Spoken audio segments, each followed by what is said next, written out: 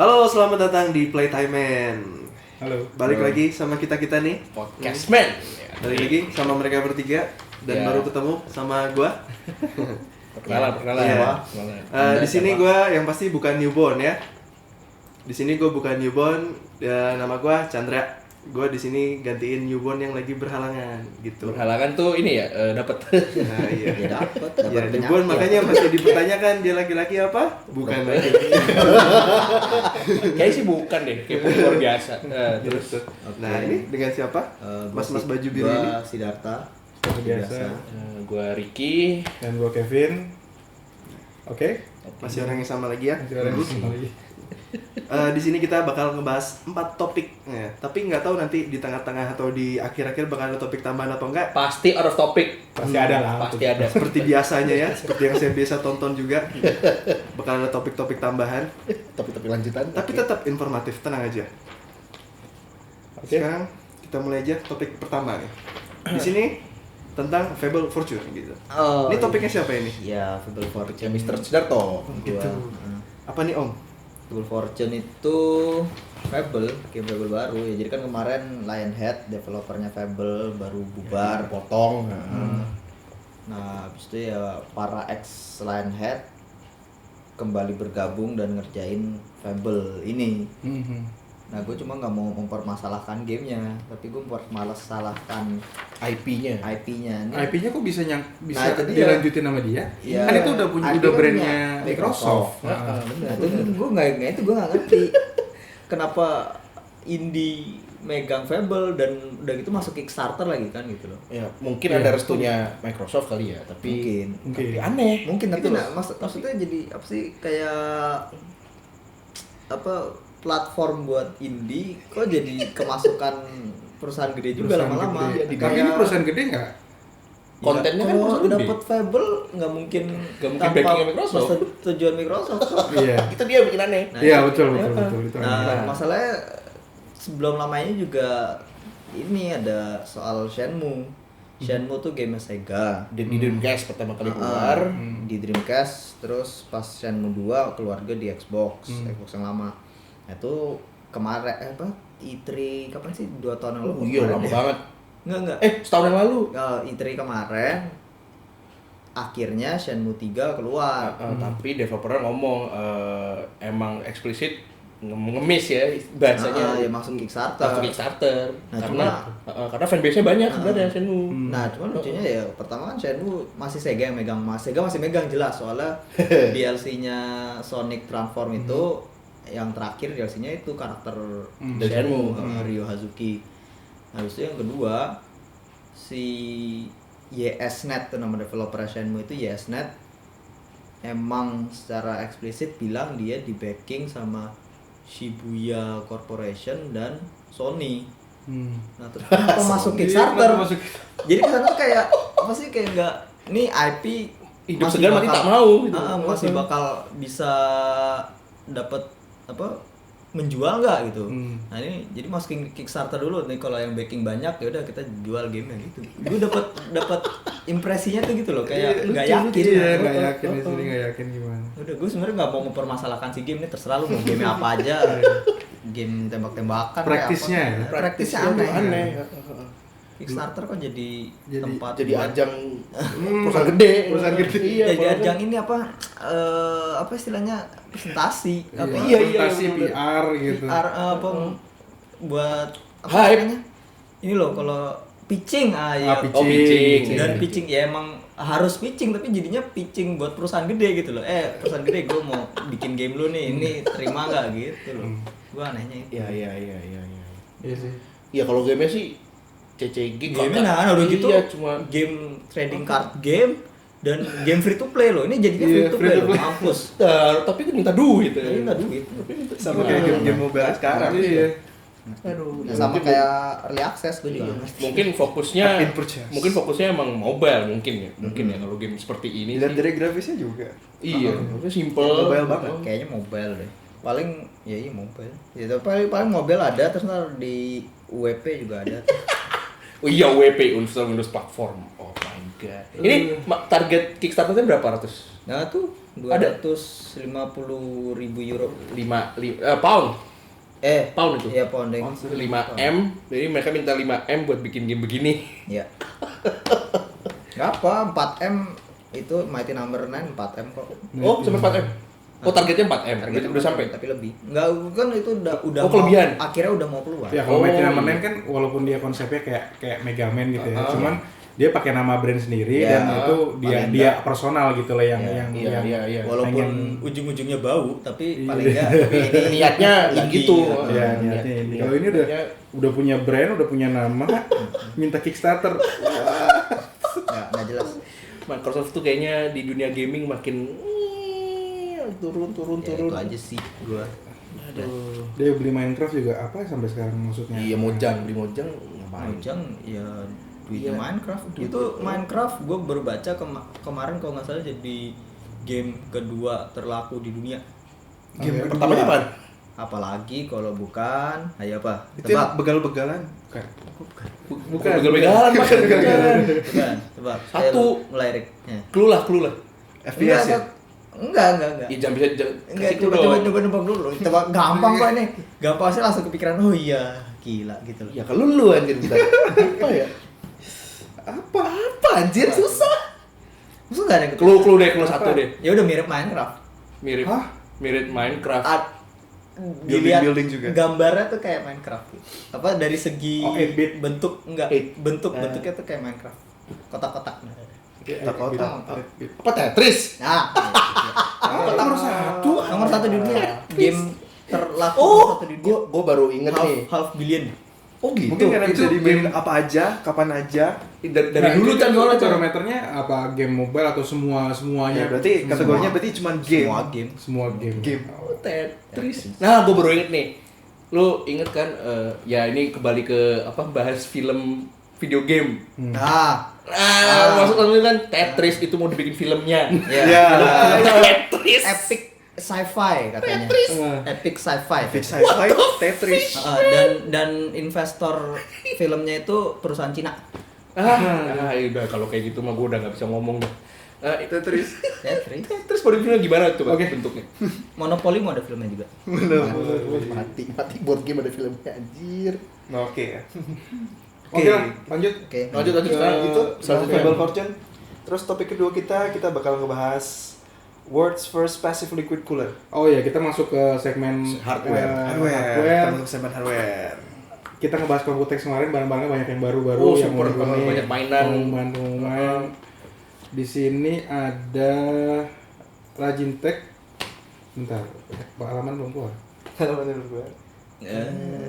Chrome. Oke, system. Gelap dulu. Nah, Zoom. Kecil sekali. kecil sekali. Dilihat dari judulnya. That's what she aja, said. World first passive liquid cooler.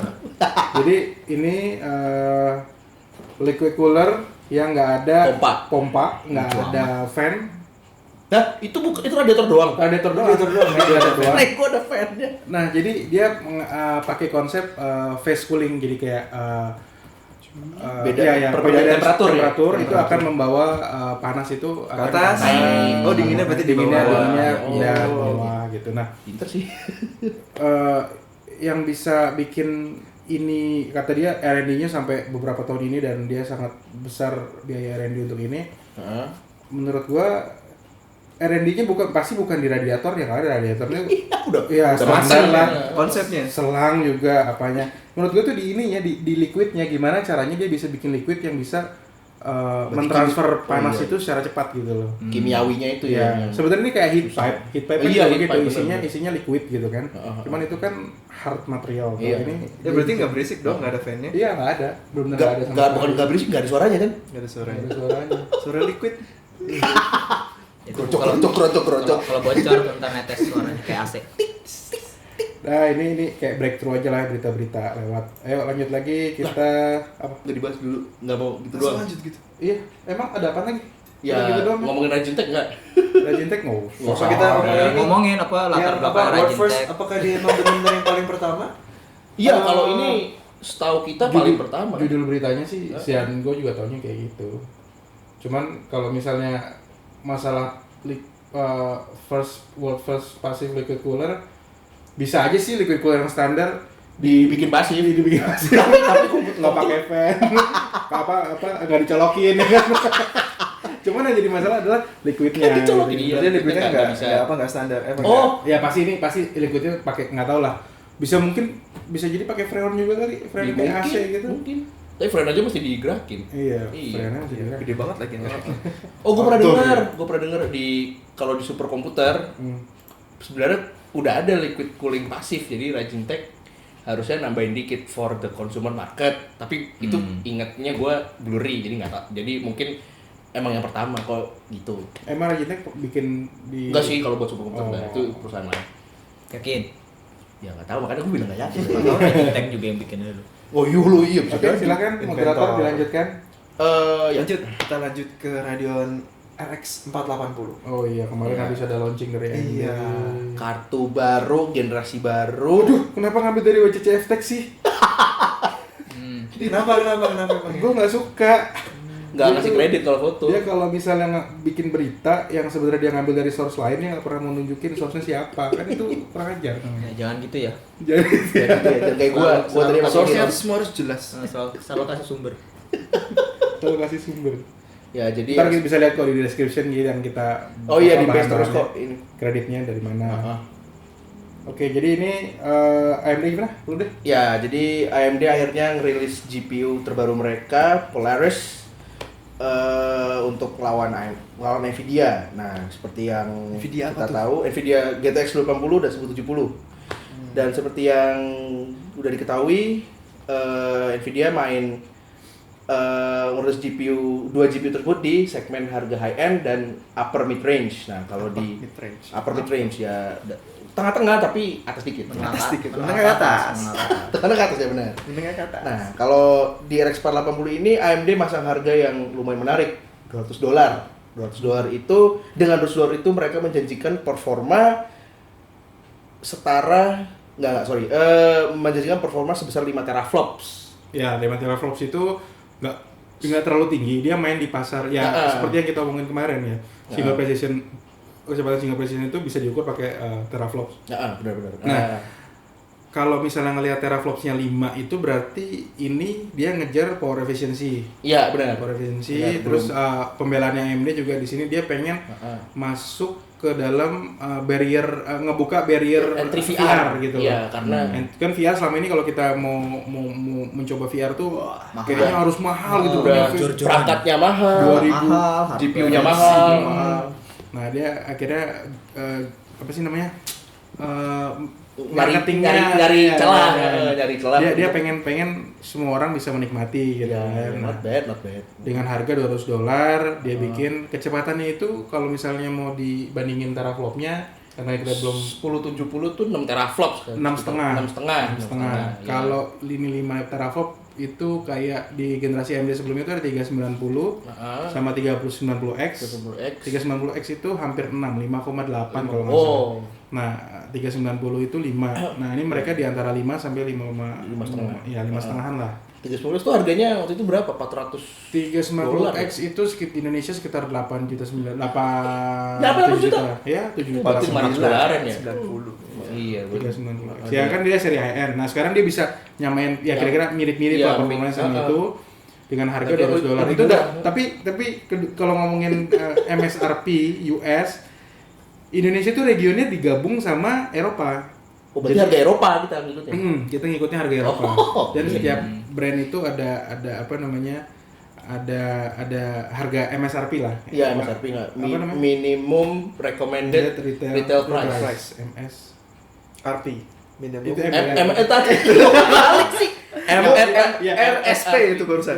minimum suggested Suggested retail price. Ya. Oke. Bukan recommended. Suggested.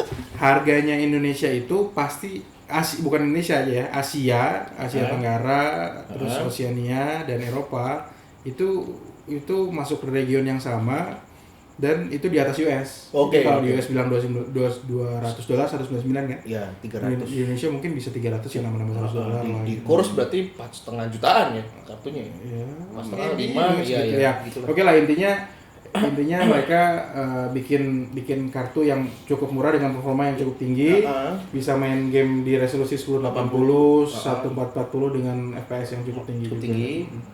Nah, Nvidia untuk saat ini belum punya kompetitor di price range segmen ini. Nah, mungkin nanti keluar GTX 1060 melanjutkan peran GTX 960 di segmen itu. Nah, kalau 1060 keluar, rasa-rasanya sih gue lebih milih 1060 daripada ini. Alasannya? Nah, gini, Pengalaman ya. versionnya Nvidia nih kan. Lu sekarang pakai AMD nih? AMD, gue pakai AMD. Terus kenapa lu pakai Bangga. milih Nvidia? Bangga. Karena AMD tuh hardware-nya nggak jelek, tapi supporting software-nya tuh jelek. Buruk banget ya? Buruk banget. Misalnya gua mau rekam game di Nvidia kan udah ada game stream, Shadowplay. Terus lu kalau mau stream ke Twitch tinggal setting-setting terus tinggal itu seamless gitu loh. Nah kalau di AMD tuh nggak ada software seperti itu. Mereka tuh kayak nggak mikir gitu loh. Tapi kan itu value added, bukan core bisnisnya. Nah, cuma kalau gua mau pakai, misalnya gua mau, ya gimana ya? AMD tuh nggak bisa memenuhi kebutuhan gua gitu loh. Oke. Lu kebutuhan lu kayaknya sekarang lebih bisa dipenuhi sama Nvidia. Ya gara-gara software itu. Kalau gua doang. sih basically gini, kalau masalah kenapa nanti kalau 1060 keluar, gua bakalan lebih milih 1060 karena kalau dia generasi Pascal, dia ada teknologi yang namanya VR apa ya kemarin ya? SMP ya, SMP. Oh iya. Simultaneous multi projection. Jadi dia bisa ngerender dua perspektif dalam sekali pas. Jadi otomatis dia cuman apa sih ngeluarin sekali tenaga lah untuk render itu. Render Kalau mata misalnya- kiri, mata kanan kan kalau di gambar 3D tuh mesti mata kiri dan mata kanan tuh beda. Ganti-gantian. Iya, di render Beda. sendiri gitu Nah, kan. itu kalau di Pascal bisa di render bareng dalam sekali render gitu.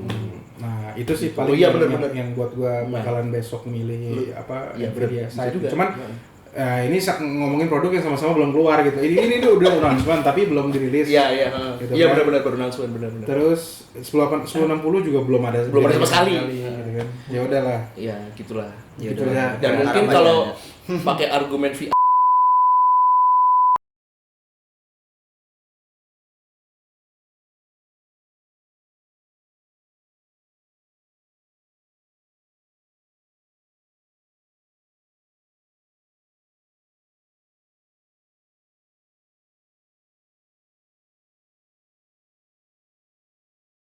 enggak lah. Oke. Udah recording juga. Ih, bentar. Udah. Udah. Bentar. Udah. Bentar. Udah. Take 2. Oke. Breaknya selesai. Oke. Jadi tadi ada kesalahan teknis. Bukan kesalahan teknis, baterai kameranya habis. Habis terus Kekurangan teknis. Itu teknis tuh. sambil nunggu pakai makan ngobrol-ngobrol. Ya terus udah lewat berapa hari gitu. Jadi kita udah hari ke-11 nih. Terjebak. Lebay, nggak boleh Oke, gitu. tadi sampai mana? Oh, oke tadi sampai ngomongin AMD. AMD Oh, iya. 480 RX 4. Jadi Tapi habis ngomongin VR. Ya udah selesai tuh. Ya udah. Kita udah ngebahas 3 poin tadi tuh. Ya, udah. Jadi AMD udah Dah, selesai. dah. Intinya VGA murah, new barrier entry for VR yang AMD bilang. Ya kita lihatlah gimana. Murah tapi performanya top. Lihat perkembangannya di pasar gimana. Ya.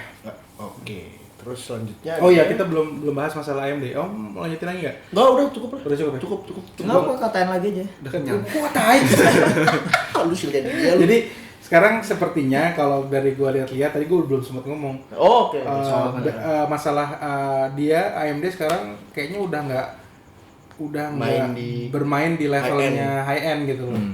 Atau mungkin seandainya nanti ada high end pun nggak setinggi punya. Jadi dia kayak ini marketnya Nvidia, ini marketnya AMD di sini, Iya. di tengah-tengah sini. Benar. Jadi nggak ada yang di atas, tapi dia ngejaringnya yang di bawah. Benar. Strateginya. Nah, aja ya. yang paling ramai kan yang di tengah-tengah nih. Iya, Yang di sweet tengah spot. sini nih. Ya, Oh, dia dari Yang tengah pasti ke bawah sini. ya. Nah, Iya. Dari tengah ke bawah. menengah ke bawah. ya. AMD. Tapi masih sama-sama persaing di tengahnya berarti. Iya. Iya, tetap lah Chan. Jelas Pastilah duit, kalau duitnya pasti di situ. kalau nggak ada persaingan ntar Nvidia harganya bisa Betul. kayak Intel sekarang. Betul. Intel ngawur banget sekarang. Ngawur banget. Harga prosesornya mahal banget. Ini sumpah. But another topic for another day. Oke, lanjut. Lanjut, kita masih ada topik lagi 2 nih, yang sebelum terakhir kita bakal ngebahas soal Samsung nih, NVMe. Oke, benar. NVMe Samsung. Iya betul. Dia habis rilis sebentar gua casting dulu. Mana tadi? Casting step. Oke. Sumsang. Ini dari Guru 3D ada berita Samsung baru saja rilis announcement kalau mereka bisa membuat sebuah NVMe SSD dalam ukuran, nih tunjukin ukuran ini, BGA NVMe SSD nih. Iya. Ini ukuran 2,5 inch SSD, ini ukuran M2 SSD M.2. Nah, dia bisa bikin segini doang. BGA. Itu udah ada isinya semua ini. Semua kontrolernya ini ada di sini ada di RAM-nya, ada NAND-nya, ada kontrolernya, semuanya lengkap dalam satu ukuran segini. Berarti ntar misalnya ini kan buat dicolok ke board ya. Iya, ini bukan Bukan consumer ya? Bukan consumer product gitu. Iya, bukan Jadi pabrikan. Iya. Jadi kayak misalnya nanti kalau Vendor kayak Apple gitu pengen rilis MacBook punya Makin vendor tipis, memorinya gede. Iya. Atau bisa jadi masuk ke HP. handphone bisa HP. jadi. Wah, handphone bakalan Gila. tera nanti mainannya Gila. bisa. Progresnya cepat banget ini Banget. apa? Iya. Flash base itu emang the future sih. Yang storage flash base itu emang the future kalau gua rasa, karena Iya. dibandingkan hard disk tuh bisa lebih tahan, nggak ada moving parts kan, dan itu sih Rick, kayaknya lu kurang mepet deh. iya Potong Dilihat ternyata di kayaknya. kamera. tangannya kepotong. Ya gitulah, mungkin ya 20-30 tahun lagi, masih lama sih, udah nggak ada hard disk. Iya, Udah flash nggak ada base kita semua. 20-30 tahun. Masih lah yang 3 kali. Kalau menurut gua sampai sekarang kalau untuk archiving, nyimpen data itu masih kalau hard disk. saat ini ya masih hard disk drive. Oh ya kalau Solid archive. kalau solid state mungkin nanti. Oh iya, karena replay cycle-nya. Ya yang lu bilang Ah, mungkin 20 tahun kemudian. Iya, baru-baru bener. Kalau 10 tahun ini masih gua rasa masih Masih hard disk ini, masih kepake.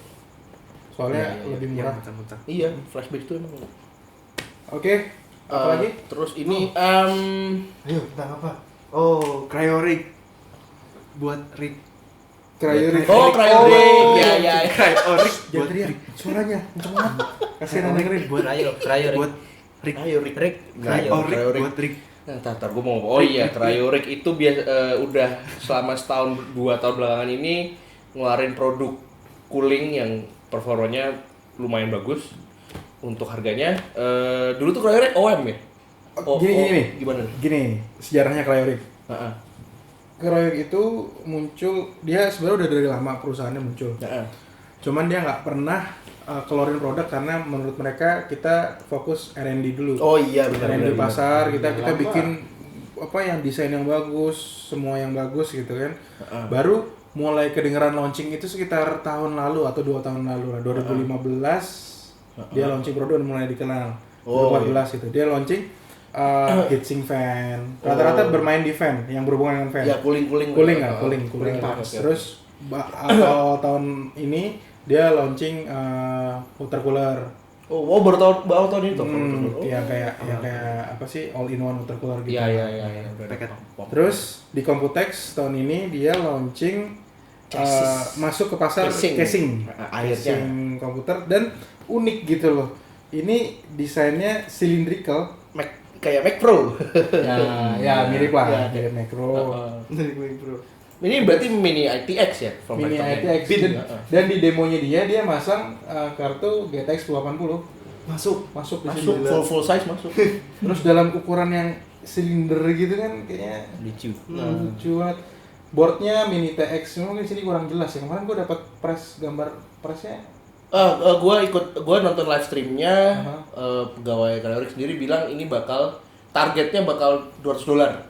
Target price-nya $200. Iya, di harga high end tapi nggak terlalu high Nggak end. terlalu high end ya. Iya. Reasonable kayak NZXT.